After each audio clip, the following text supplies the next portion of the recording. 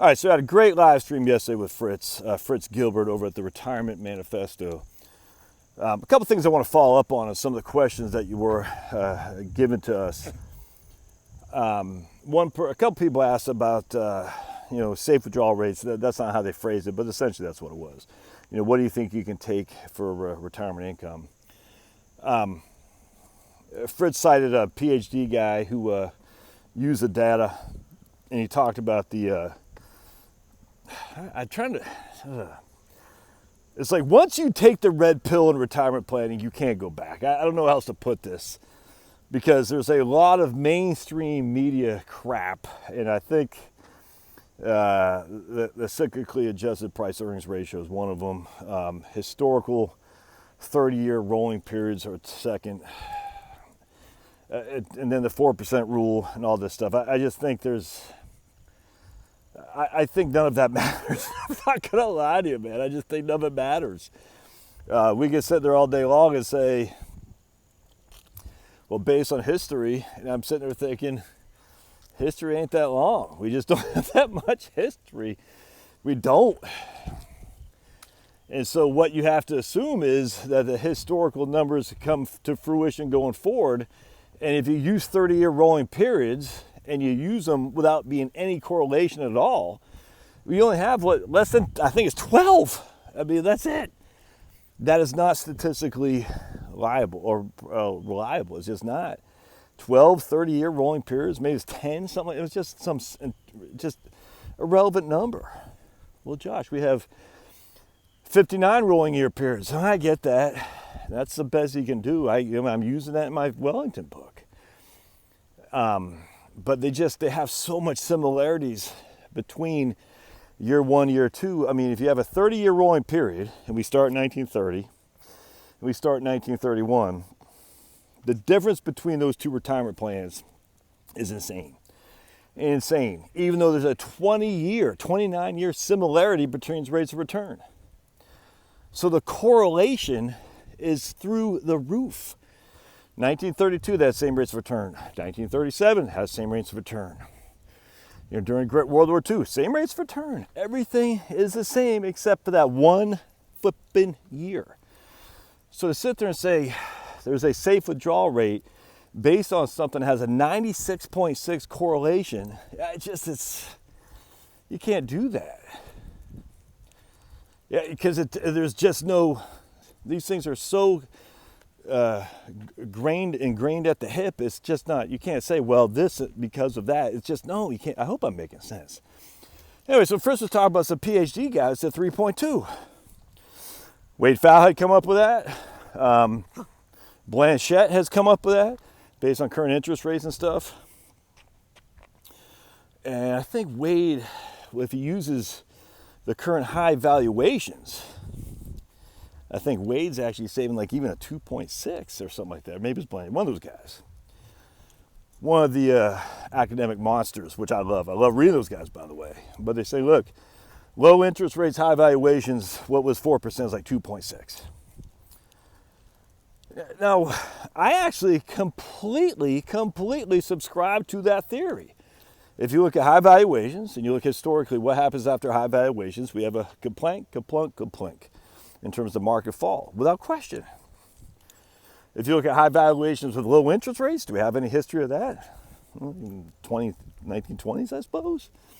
But then we went into deflation. I don't know how you can take that and extrapolate that to what we're in now going forward. I just don't know.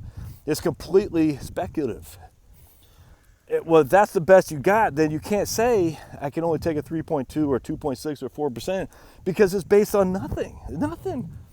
It's not, I don't know, man.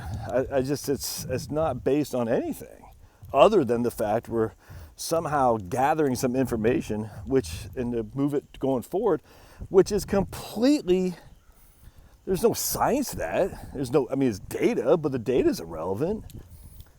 And I just go back to Edison, where he talks about the cyclically adjusted PE ratio. And he says, look, man, there's no evidence to say that the valuation is high, low, or anything relative to going forward, because the cyclically adjusted price earnings ratio is completely correlated from one year to the next. A 96.6 correlation. On 30-year rolling, you just can't do that because they're so heavily ingrained. So anyway, and on top of that, what it drives you crazy too is on these 4%, 3.2, I don't even care what it is. The idea expenditures are going to keep rising with the rate of inflation. And again, so we're taking highly correlated probabilities, assuming there's some statistical likelihood of this happening again, which there is none. We're assuming increasing expenditures with inflation, which the evidence is 100% against that. There is no evidence at all that says the vast majority of people are going to continue to spend with inflation as they age. There's none. The evidence is actually the other, come on buddy, the other direction.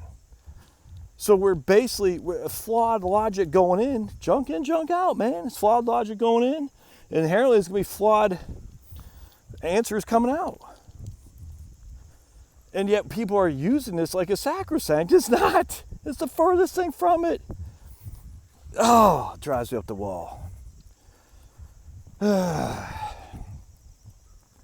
We have no idea. But I will tell you, going back to 1930 and 1931, the facts are, and going back to 2000, 2001, and 2, if I had to take one thing, I would say if you could avoid the sequence of return risk, you're going to be fine. 1930, kaplunk. 1931, even though you did get kaplanked because you were back in the game in 1933, i.e. you took a hit in 1931, a small hit in 1932, and then in 1933 you're back. Even though 1937 you got smoked, but you still were able to avoid the 3-year sequence of return risk. So as long as you retired in 1931, you were golden. If you retired in 1930, you were not. It's just that simple. 1973, you were golden, man. Even if you got hit twice, you were golden in 1973. Why? Because you had enough money. I mean, it depends on what you're spending, but you had enough money in the market still by the time the Reagan bull market began in 1982. This is factual. You retired in 1966, you were skunked. Not because of sequence of return risk, but because going into a higher inflation mix. And that hurt you bad. Going in 2000, if you're in the S&P 500, you got skunked because 2001 and 2, you got hammered. Had Wellington, you did not because you avoided the sequence of return risk. And so that's the thing. I just, going back to are you pooping or what, dog? Okay, there's a guy's yard right here. Pablo's trying to poop in it. Well, it's kind of crusty old man's looking at me. He didn't even say good morning when I walked by. He doesn't like us whippersnappers in his yard. Get off my lawn. Oh, come on. Of course, dogs don't care. They're like, dude, I gotta go. I don't care. I just gotta take care of business. I'm taking care of business. No, we're going over this way. So I'm gonna see if I can't get around this guy before Pablo drops his number dose. Anyway, so we're going back to sequence of return risk. So what we gotta avoid? We gotta avoid sequence of return risk, and you do that by the barbell. All right. Then you also gotta avoid inflation. The high inflation, not hyperinflation. We've never had hyperinflation in the United States. We're never going to have hyperinflation in the United States. Come on, buddy. So you got to avoid high inflation like the 60s and 70s in wartime, all right? And you do that with stocks. So bonds get you killed during inflation. Stocks get you killed because of sequence of return risk. So you got to avoid the sequence of return risk, and you do that by the barbell, and you avoid the inflation by having stocks. That's the only two things you can do. All right, so what do you do then? All right, well, you say historically, stock rates of return are earnings growth plus dividends year over year. Year over year earnings growth plus dividends year over year. That's stocks rates of return. So we're going to the Vanguard model. We got a net of, let's say, a 2% dividend yield, 4.5% earnings growth year over year. That's 6.5%. Factor in 2% inflation. You got 4.5% real retention. Hey, you got a 4.5%. Pablo, come on, buddy. You got a 4.5% real rate of return. Stocks. If you do better than that, you're golden.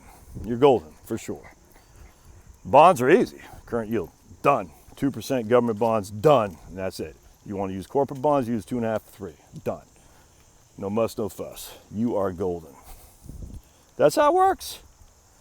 You don't have to look at CAPE. You don't have to look at PE ratios. You don't have to look at historical rates of return. You don't have to look at a correlated asset at 96.6% of the time. You say, no, I'm getting 6.5% gross on my stocks. I'm getting 2% gross on my bonds. I'm getting 0.5% gross on my cash.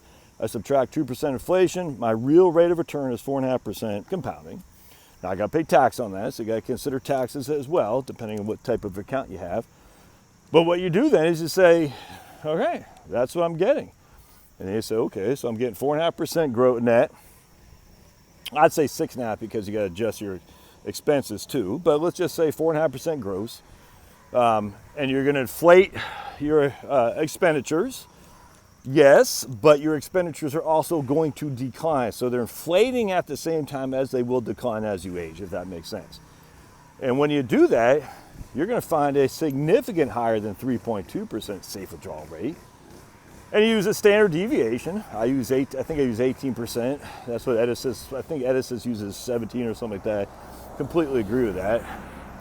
Use a standard deviation, and you plug that into Monte Carlo, and you say, if I have these rates of returns, and I have this standard deviation, what is my probability of success? It's not based on, only thing it's based on historical numbers is that history shows us that stock returns have given you, dividend. Hey, yep, good. How are you, Pablo? Pablo, come on. He wants to work, be on your team. Get my cardio. So stock returns give you growth, earnings growth year over year plus dividend yield. That's your stock returns. That's your historical scenario, and I think you can bank on that. On any given year, it doesn't work like that. 2018 earnings growth is nothing. No, earnings growth is through the roof. Dividend yields are nothing, and stocks fell in 2018. In 2019, though, earnings growth was nothing. Dividend yields were poor, and stocks were through the roof. So there's, might not be on any given year, might be 1 year off, but generally speaking, you can bank on it, man. You absolutely can. And that doesn't give you much of wiggle room. Say, I'm going to get 10%. No, because it's not based on history. It's just based on earnings growth plus dividend yields. And I think that's about a safe bet. And if you do that, and then you factor in the real expense that people actually have when it comes to retirees, which we know that they spend less as they age, 5% is just fine, man. And then if you say, okay, I might have to tighten my belt because of 2008, which everybody did anyway, why leave yourself at 3.2 or 2.6? It's insane to me. It's insane. But some PhD, Josh, I don't care. Edison talks about these physicists in the Brinson study who Edison says, look, their math was not good. Even though they're mathematic geniuses. But in this case, their math was bad because they were going into financial sector as opposed to physics. Man. Anyway, start with a 5% each and every year. You can adjust that with inflation if you want, because you should. But then you got to say, okay, what is it I'm probably going to cut back as I age? You start 5% a year. You set 10,000 year vacation goal. When I'm 15 years in retirement, that will probably be eliminated. That's how you do it, man. It's literally not rocket science. Anyone who says evidence-based investing, freaking stupid. Run for the hills. Evidence assumes that there means something like gravity, like it happened in the past, thus it will happen in the future. You can't. There's no empirical evidence at all to say because this, thus that. It's silly. Anyway, just my diatribe. So you saw my walk with all the various people that Pablo's got to bark at. The life of old Josh. Oh boy. I wouldn't trade it for a thing. We'll see you.